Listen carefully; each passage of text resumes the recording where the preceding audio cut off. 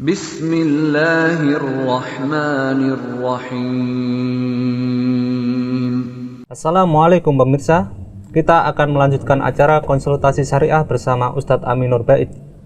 Baik, kita akan melanjutkan sebuah pertanyaan dari Mas Midong. Ini sepertinya terkait masalah kartu kredit. Assalamualaikum Ustadz. Apa hukum kartu kredit syariah? Karena sekarang sudah ada bank syariah yang menerbitkannya. Alhamdulillah wassalatu wassalamu ala rasulillah wa ala alihi wa sahbihi wa mawalah. Mengenai kartu kredit syariah, yang kami ketahui tentang kartu kredit syariah yang diterbitkan oleh salah satu bank syariah di tempat kita, mereka menerapkan transaksi murakkabah, transaksi yang bertingkat atau akad murakkabah, akad bertingkat. Di sana ada 3 transaksi yang dilibatkan. Pertama adalah transaksi qard, transaksi utang. Kemudian yang kedua adalah transaksi ijarah, transaksi sewa menyewa. Kemudian yang ketiga adalah transaksi kafalah, transaksi di mana bank berposisi sebagai kafil, penanggung bagi nasabah. Apa yang dimaksud dengan transaksi qard atau akad qard? Akad qard di situ maksudnya adalah bank memberikan utangan kepada nasabah sesuai dengan plafon yang disediakan oleh bank. Kemudian yang kedua adalah transaksi ijarah, akad ijarah. Maksudnya adalah bank menyewakan sistem kartu kredit yang disediakan dan berikut sistemnya kepada nasabah. Dan karena akad ini, maka bank berhak untuk mendapatkan ujroh, mendapatkan upah yang diperoleh dari nasabah. Dan inilah salah satu di antara sisi keuntungan revenue yang didapatkan oleh bank. Kemudian yang ketiga adalah transaksi kafalah. Dalam arti bank memberikan tanggungan atau bank menanggung kebutuhan nasabah untuk menyediakan sejumlah uang yang diinginkan oleh nasabah. Saya awali dari transaksi yang terakhir, yaitu transaksi kafalah. Untuk transaksi kafalah, ya, dalam transaksi kafalah di sana tidak diperkenankan adanya ujroh. Karena kafalah bil ujroh untuk utang, kafalah bil ujroh untuk utang, hukumnya termasuk riba. Sebagaimana keterangan Imam Ibnu Qudamah.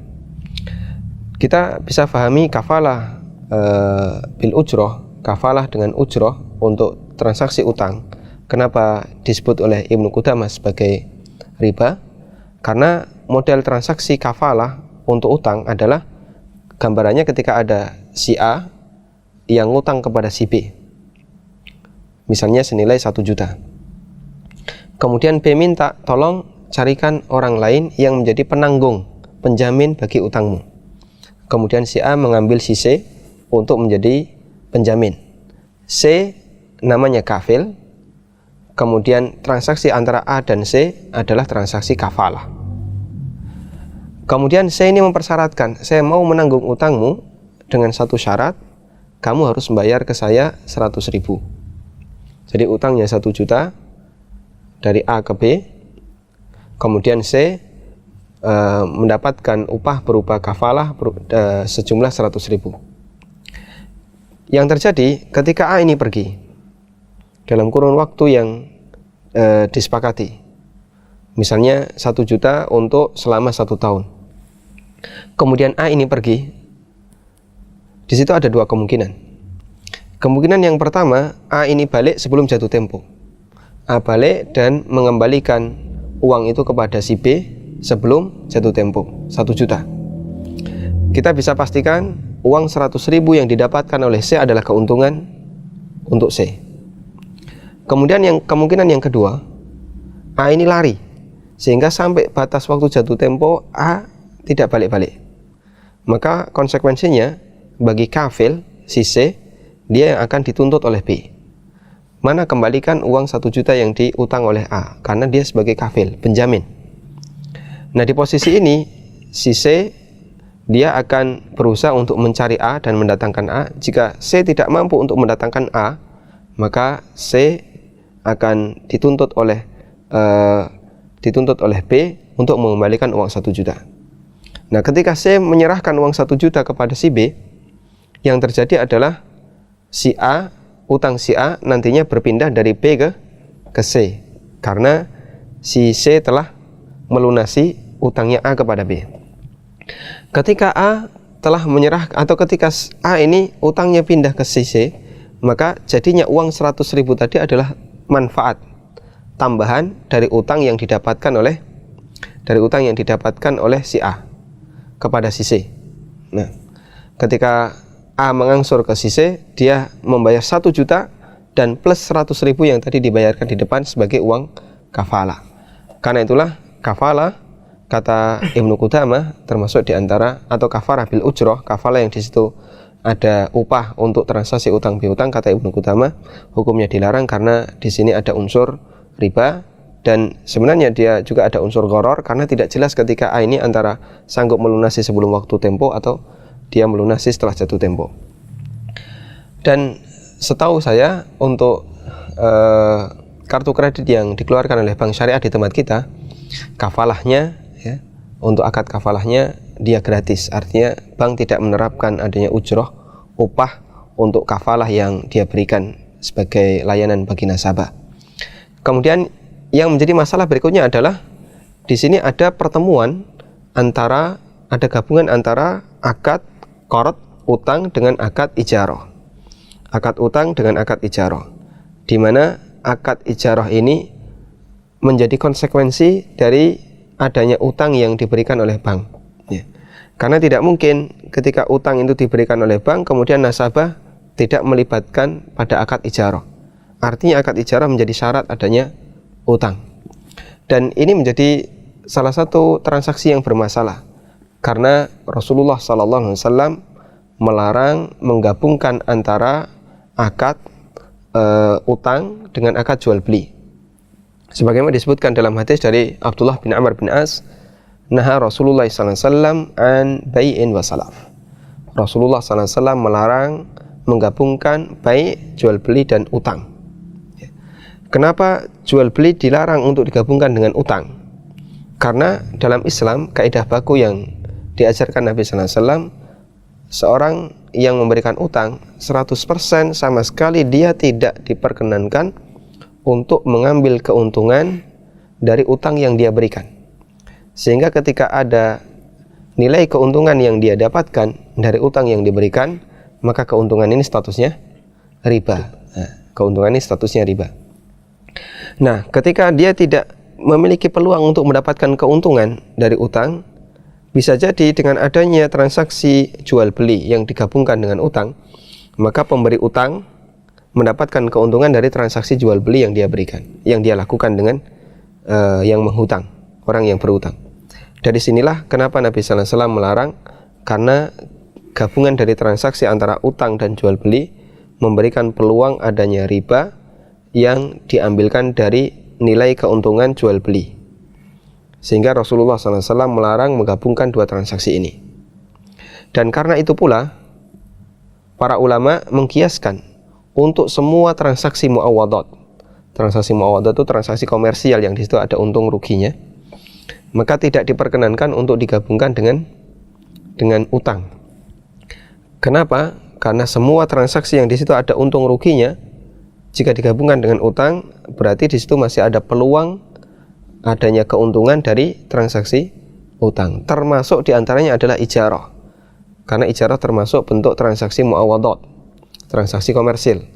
Sehingga dalam kasus ini menggabungkan antara utang dengan ijarah ini hukumnya tidak diperkenankan.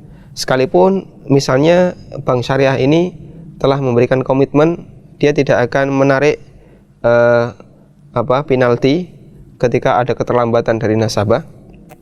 Namun yang menjadi masalah bukan di penaltinya semata, tapi yang lebih jadi masalah adalah ketika dalam skema kartu kredit yang dikeluarkan oleh bank syariah, di situ menerapkan gabungan antara transaksi utang piutang dengan ijarah, dengan sewa.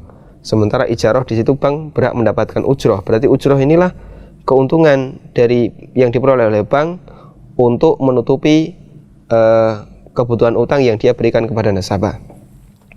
Sehingga karena alasan ini kita memberikan pertimbangan bahwa kartu kredit baik yang dikeluarkan oleh bank konvensional ini jelas hukumnya riba, karena mereka menetapkan adanya penalti ketika keterlambatan.